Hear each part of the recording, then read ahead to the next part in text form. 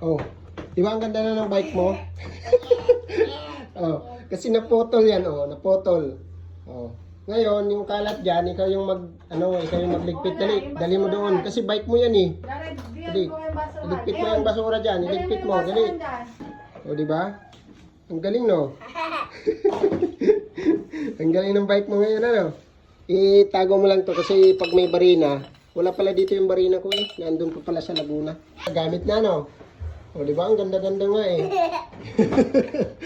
Ang ganda-ganda, Jared, no? Pero si Jared ang magliligpit ng kalat. Mga kahoy kasi yung bike niya, made in kahoy na yung manibela. Pagkano, Papa? O, sige, lagay mo dyan. Yun. Kalit pa. Pwede yun, ayos na rin ha. Maayos na yan ha. Huwag nyo kasi paggamit sa malalaking bata kasi masisira.